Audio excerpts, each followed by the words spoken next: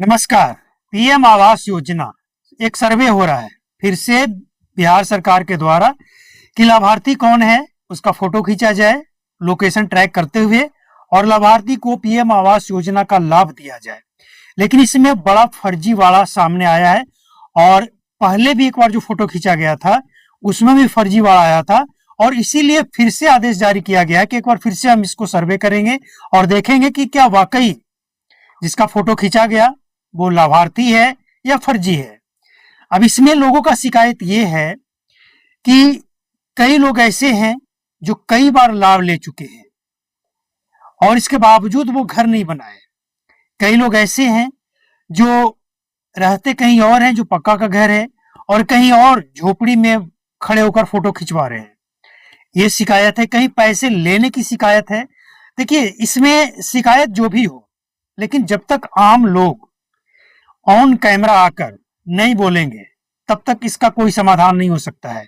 आप कैमरा में नहीं बोलेंगे, पीठ पीछे बताएंगे कि ये धांधली हो रहा है, ये धांधली हो रहा है। ये लोग यहां तक के बताने के लिए तैयार नहीं है। पैसे देने के बावजूद, पैसे दे रहे हैं फिर भी वो बताने को तैयार नहीं है कि हाँ, फोटो खिंचवाते समय भी पैसे लिए गए हैं। जानते हैं इसके पीछे कारण क्या है? कुछ ऐसे लोग हैं जो पात्र नहीं है लेकिन फिर भी उन्हें लाभ चाहिए और लाभ दिलवाने वाले भी ऐसे लोगों को ही पहले नंबर में लाते हैं ताकि कमीशन मिले।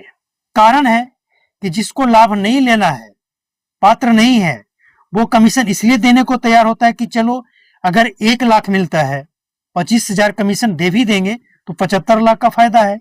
और कमीशन लेने वाले को भी लग रहा है कि 25 लाख तो मुफ्त का ही मिल रहा है, हमें तो देना ही है, किसी को देना है। लेकिन जो लाभार्थी है वो वंचित रह जाता है। तो देखिए, कारण जो भी हो, इसमें दोषी जो भी हो, जब तक आम जनता जागरूक नहीं होगा ना, कुछ नहीं हो सकता है।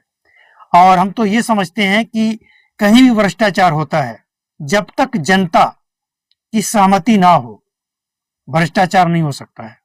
कहीं ना कहीं जनता की सहमति होती है, चाहे वो 2 नंबर का काम वो जानबूझकर करवाना चाहते हैं या फिर अपना काम जल्दीबाजी में करवाना चाहते हैं, शॉर्टकट तरीके से।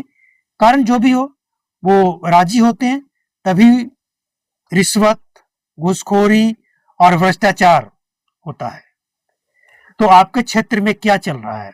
क्या पैसे लिए जा रहे हैं? क्या सभी पात्र के ही फोटो खींचे जा रहे हैं या कुछ ऐसे लोग भी शामिल हैं जिनको नहीं मिलना चाहिए, वो लाभार्थी नहीं है? हालांकि गांव में, बिहार के गांव की अगर हम बात करें तो गांव में भले ही किसी का पक्का मकान बना हो, लेकिन पात्र वो भी है। जानते हैं क्यों? एक मकान है जिसमें कई परिवार हैं, उनके बच्चे की शादी हो गया, तो अब एक कमरा है, हिस्सा एक कमरा बांटकर पड़ा, 2 कमरा बांटकर पड़ा, तो वो लाभार्थी है, क्योंकि 3 कमरे वाले को नहीं देना है। 3 कमरे या 2 कमरे कंफर्म है, 2 कमरे अगर भी पक्के मकान हैं, क्योंकि जो सरकारी आवास से बनता है घर, उससे 2 कमरा से ज्यादा बन नहीं पाता है। जो पैसे दिए जाते हैं उससे 2 कमरा से ज्यादा नहीं बन पाता है। तो 2 कमरा का भी अगर घर है तो वो लाभार्थी नहीं है। लेकिन अगर किसी के हिस्से में 2 कमरे भी नहीं है तो वो लाभार्थी है, क्योंकि जो सरकार का क्राइटेरिया है वो 2 कमरा है, तो उसे मिलना चाहिए। तो बिहार में अगर देखा जाए तो 99% गांव में आपको ऐसे लोग मिल जाएंगे जो लाभार्थी हैं, लेकिन शॉर्टकट तरीका अपनाकर गलत तरीके से वो खुद पैसे देकर इसका लाभ लेना चाहते हैं।